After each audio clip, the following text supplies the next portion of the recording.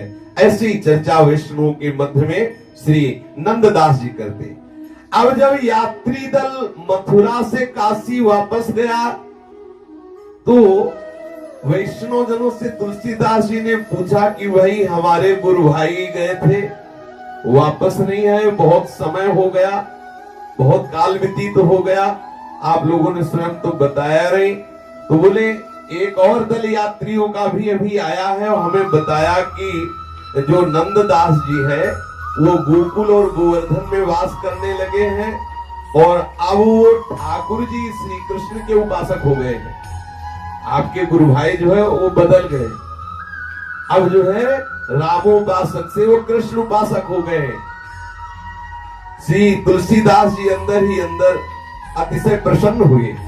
ये देखो, अतिशय प्रसन्न हुए अंदर ही अंदर, लेकिन पत्र में प्रसन्नता व्यक्त नहीं की, अंदर ही अंदर प्रसन्न हुए। पत्र लिखा, घर को परनो परिहर्यो, कहो कौन उपदेश, तुलसी आसो जानिए, नहीं धर्म को लेस। पत्र भेजा कि अपने पति को छोड़ करके दूसरे पति का वरण करना ये अच्छी बात है, ये धर्म है, लेस भी धर्म नहीं जो ऐसा करे। आप अपने पति श्री राम जी को छोड़ करके और श्री कृष्ण का भजन करने लगे। नंददास जी को लिखा कि रामोपासना छोड़कर अर्थात पातिव्रत धर्म का त्याग करके, ये सब क्या मतलब, शुद्ध शब्दों में धर्म छोड़ दिया अर्थात बेविचारी भाव कैसे आ गया। राम जी के चरणों का दासत्व छोड़कर श्याम जी में कैसे आसक्त हो गए। तो नंददास जी ने लिखा, हम चाकर रघुनाथ के जन्म जन्म के दास, पर क्या करें, रूप माधुरी मन हर्यो, दारी प्रेम की फास। हे गुरु भाई, मैं तुमसे सत्य कहता हूं, मैं चाकर तो रघुनाथ जी का ही जन्म जन्म से हूं, पर ये रूप माधुरी का जाल फेंक करके नंद नंदन ने फंसा लिया हमें। अब हम नहीं रह गए राम जी लायक क्योंकि वो मर्यादा पुरुषोत्तम है। अब हम उनके लायक नहीं रह गए, फंस गए, बहुत बुरा फंस गए, ऐसे जाल में फंस गए कि अब हम निकल नहीं सकते। तुलसीदास जी से कहा कि वास्तविक हृदय की बात कहता हूं कि बिल्कुल कहीं किसी की गुंजाइश नहीं थी, ऐसा हमारे हृदय में राम जी की प्रति दासत्व था, पर एकाएक ये श्री कृष्ण ने आकर मेरे हृदय पे अधिकार कर लिया। अब मैं क्या करूं।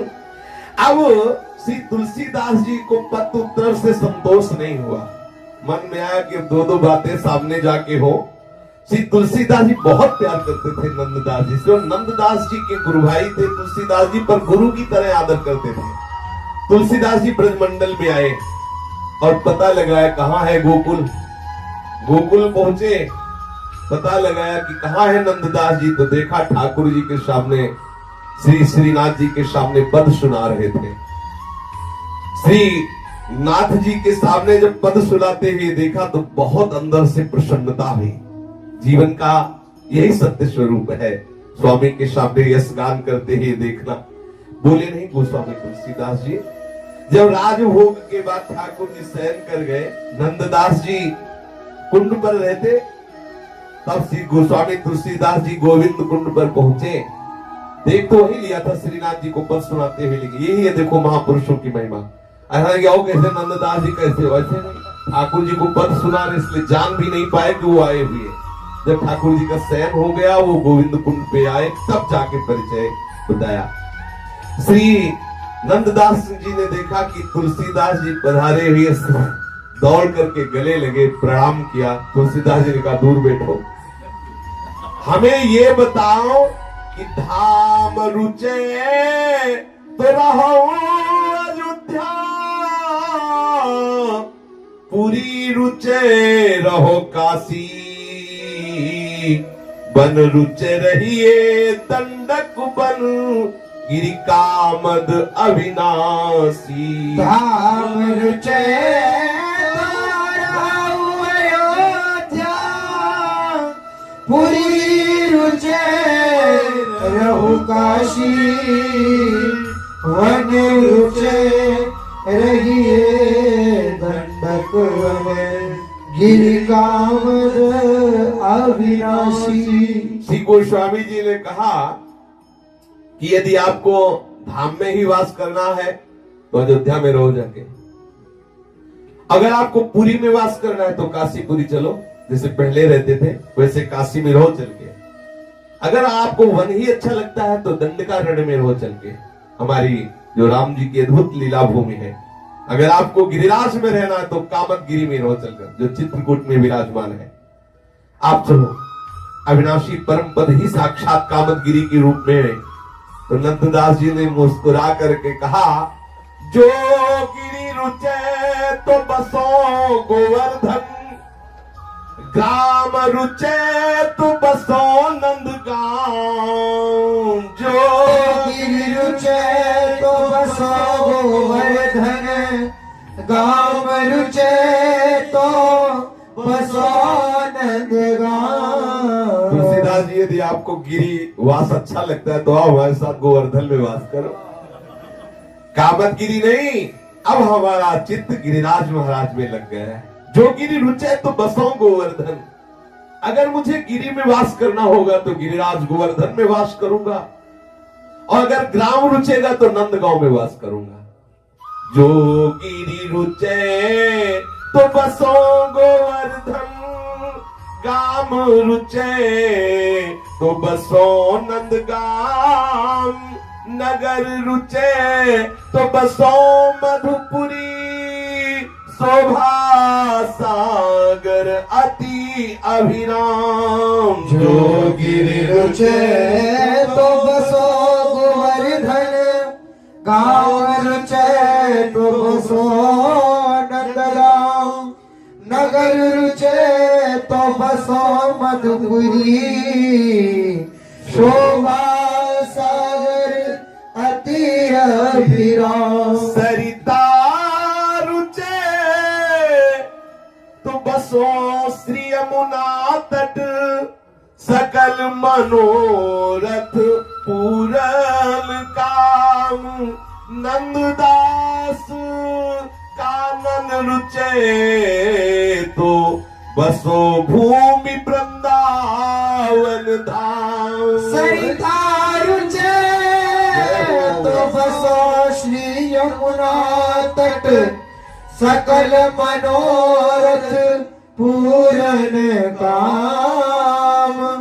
नंददास कानन रुचे तो बसो भूमि वृंदावन धाम। अगर गिरी में वास करना होगा तो गोवर्धन में वास करें, गांव में वास करना हो तो नंद गांव में, अगर पुरी में वास करना है तो मथुरापुरी, काशीपुरी नहीं, जो शोभा समुद्र ब्रज धाम है।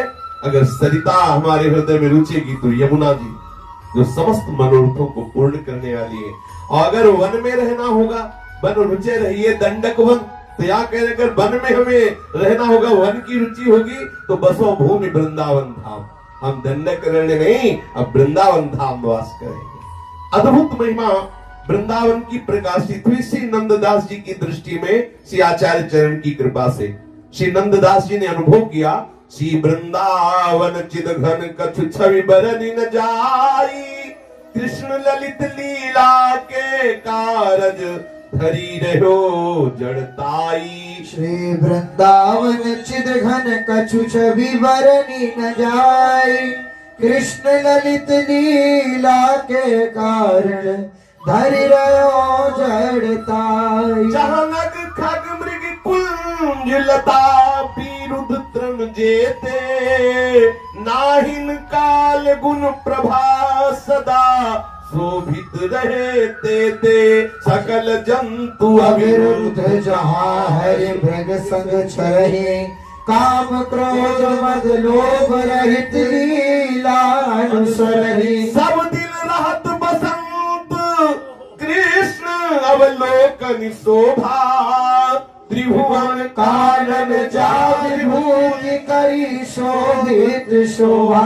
जो लक्ष्मी निज रूप अनूप चरण सेवत नित भ्रूविल सती जो विभूति विभूति जगत जगमगी रही चित चित श्री अनंत महिमा अनंत को बरन सके कवि संकर्षण सो कछुक कही श्री मुख जाकी छवि देवन में श्री रमा रमण नारायण प्रभु जस वन में श्री वृंदावन सुदे शोभित अस यावन की वरबानिक यावन ही बनियावे शेष महेश सुरेश गणेश ना पार ही पावे जहाँ चेतिक द्रुम जाति कल्प तरु सम सब लायक चिंतामणि सब भूमि सकल चिंतित फलदायक आहा,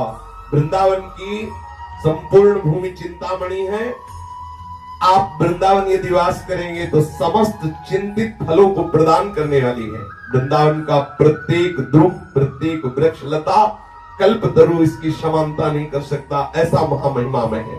वृंदावन की महिमा को भगवान शेष, भगवान महेश, सुरेश, गणेश ये गान करते हुए कभी पार नहीं पा सकते।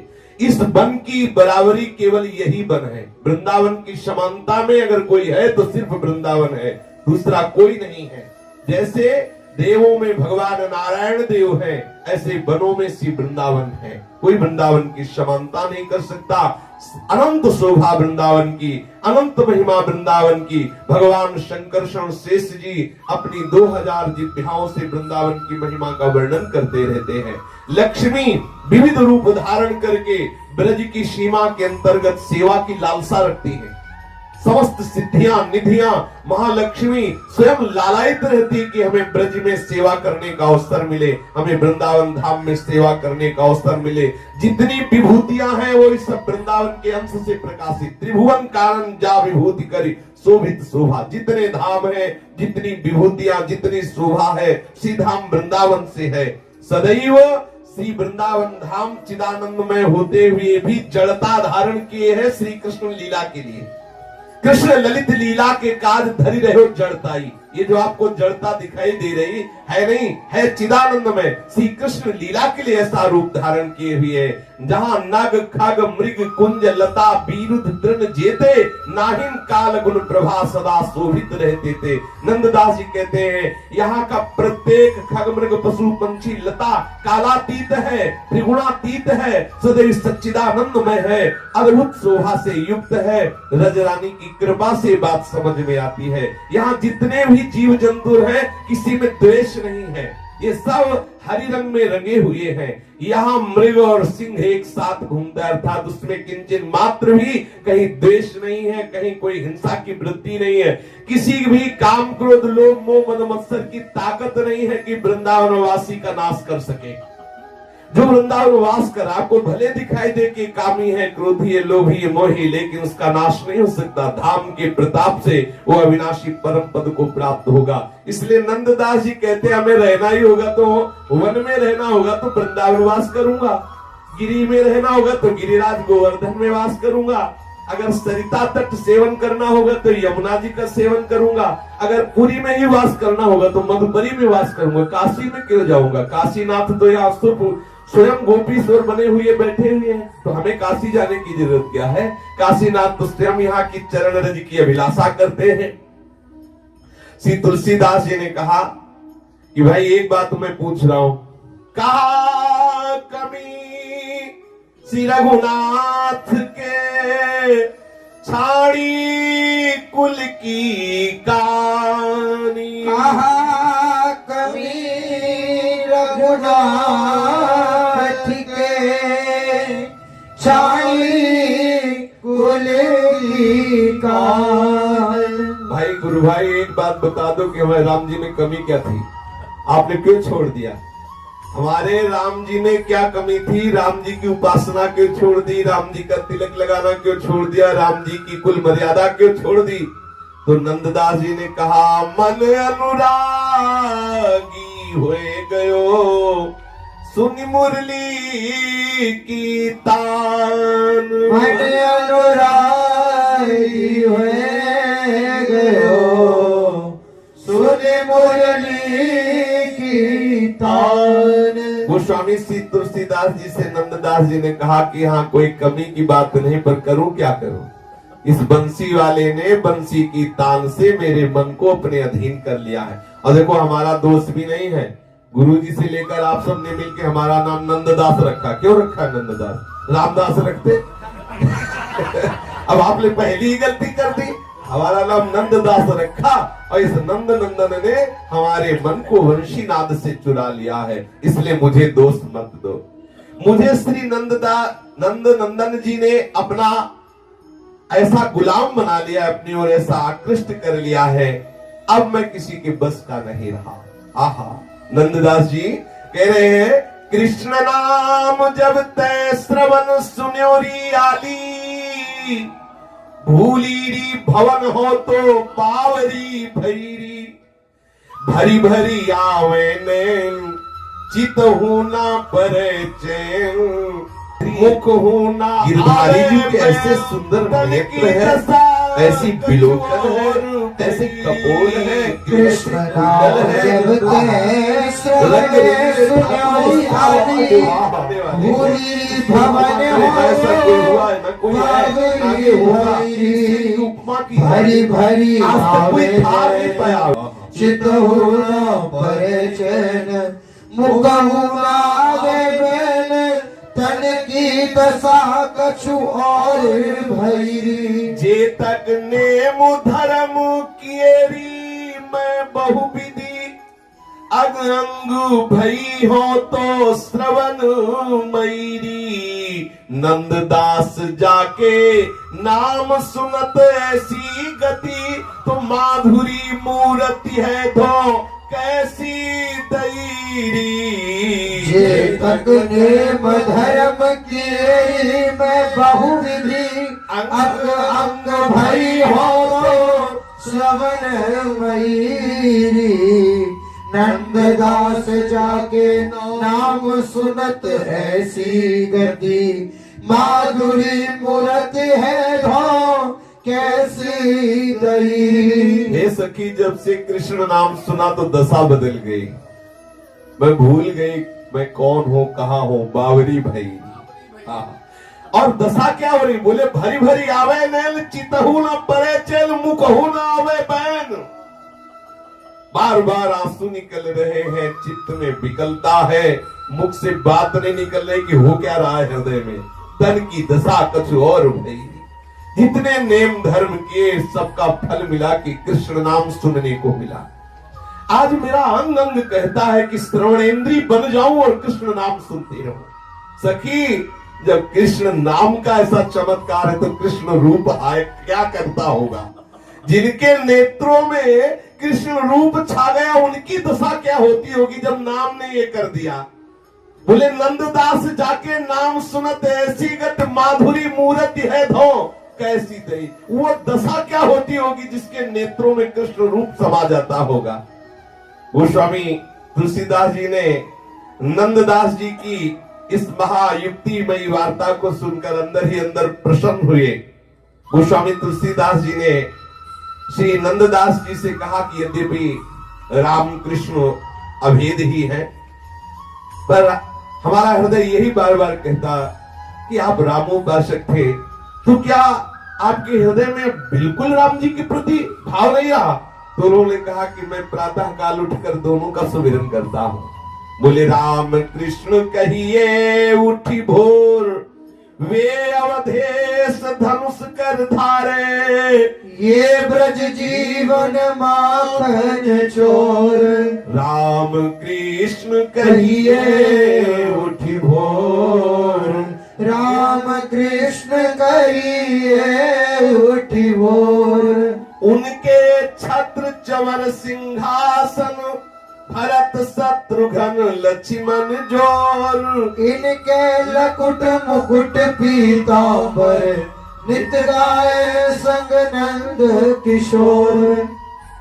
उत सागर में शिला तराई, इत राख्यो गिर नख की कोर।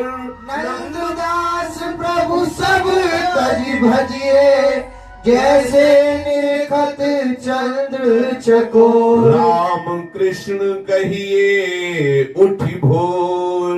राम कृष्ण कहिए उठी भोर। ओही अवधेश ओही ब्रज जीवन धनुष धरन अरु माखन चोर। ओही अवधेश ओही ब्रज जीवन धनुष धरन अरु माखन चोर।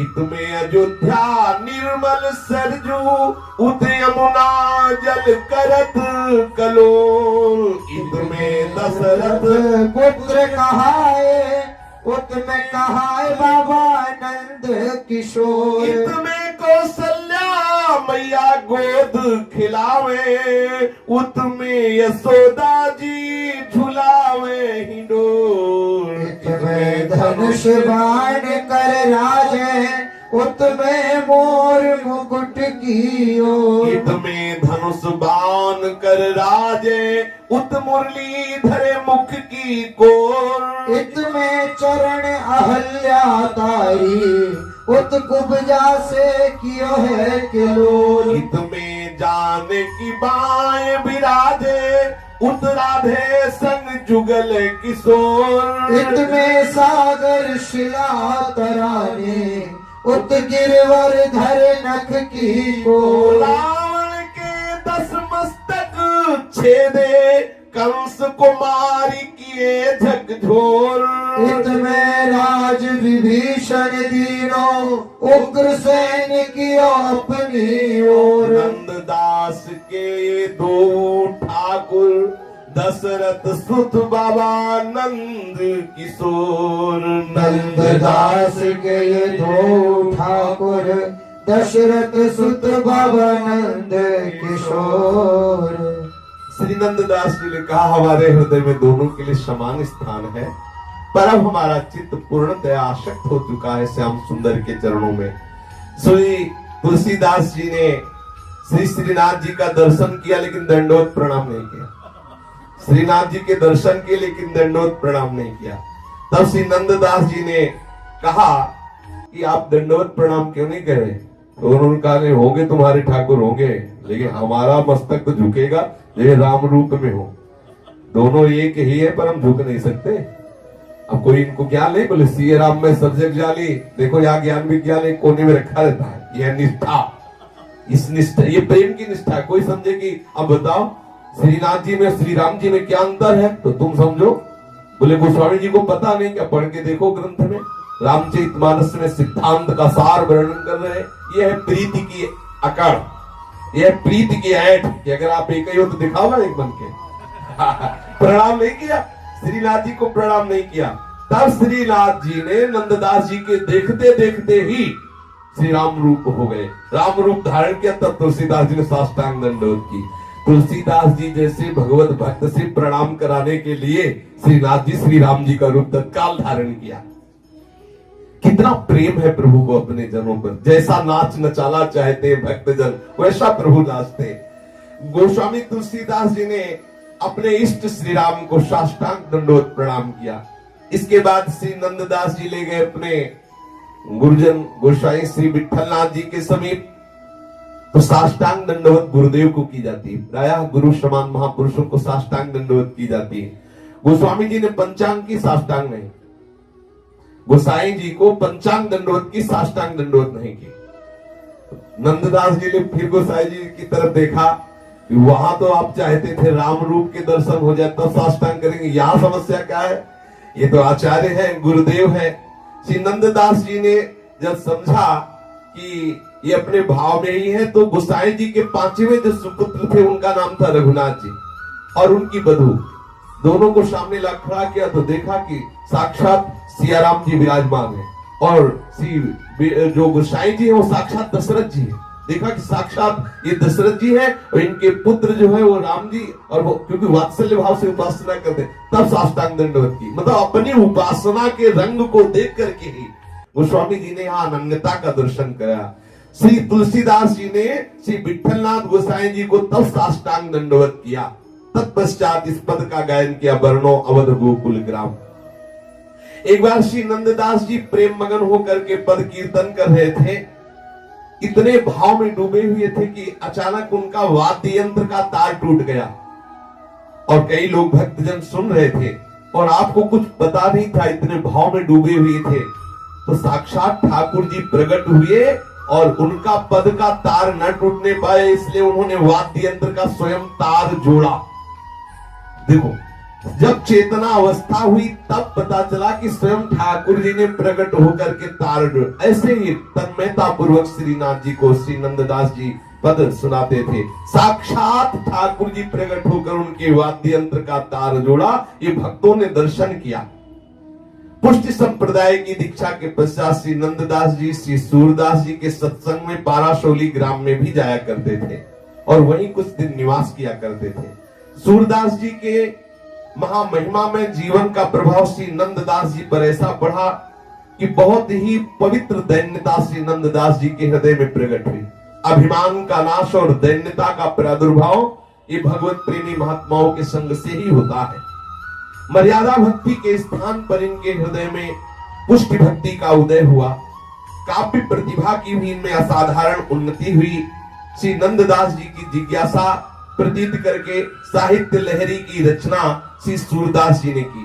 पुनः इनके हार्दिक भाव को प्रतीत करके नंददास जी को आज्ञा प्रदान की कि हमारी इच्छा है। सूरदास जी ने कहा, एक बार तुम अपनी जन्मभूमि जाओ और वहां के लोगों को भी ब्रज रस में मगन कर दो, क्योंकि तुम्हारे जैसा महापुरुष यदि उस क्षेत्र में जाएगा तो वहां भक्ति का प्रभाव बढ़ेगा। सूरदास जी की आज्ञा पालन करने के लिए नंददास जी अपनी जन्मभूमि में आए। कुछ समय तक गृहस्थाश्रम को स्वीकार किया और सबको ब्रजरस लीला का अनुभव कराया। फिर विषयों से पूर्ण वैराग्य धारण करते हुए नंददास जी यहाँ श्री गिरिराज जी गोवर्धन में चले आए और मानसी गंगा के तट पर रहने लगे। 1624 के लगभग शेष जीवन श्री श्रीनाथ जी के सामने कीर्तन करते हुए पूर्ण किया। श्री नंददास जी अद्भुत महिमा में स्थित रहते, अर्थात कोई भी ऐसी ब्रज लीला नहीं थी जो नंददास जी की दृष्टि से बच जाए। प्रिया प्रीतम की नित्य विहार तक की ब्रज लीला का वर्णन श्री नंददास जी ने किया। विक्रम संवत 1640 के लगभग मानसी गंगा के तट पर एक पीपल वृक्ष के तल में श्री नंददास जी श्री प्रिया प्रीतम का चिंतन करते हुए अपने पांच भौतिक देह का त्याग करके श्री श्रीनाथ जी की दिव्य लीला में प्रवेश किया। आपकी कीर्ति कौमुदी भक्त चकोर को वर्तमान में परम लाभ दे रही है। श्री नंददास जी की वाणी भक्तों को तथा साहित्यकारों को परम आनंद दे रही है और आगे देती ही रहेगी। श्री नंददास जी आचार्य श्री विठलनाथ जी की कृपा से वो दुर्लभ पद प्राप्त किया जो बड़े बड़े योगियों के लिए भी वांछनीय है। हम ऐसे ही भक्तों का पावन जस श्रवण करके और उनके चरणों में प्रणाम करके याचना करें कि हमें भी प्रिया प्रीतम के चरणों में ऐसी ही आसक्ति हो और हमारा भी श्वास का जब अंतिम समय हो तो हमारे प्रिया प्रीतम हमारे हृदय में, हमारे नेत्रों में, हमारे प्राणों में समाये हुए हो, तब हमारे इस शरीर की अंतिम लीला पूर्ण हो। श्री राधा वल्लभ लाल की।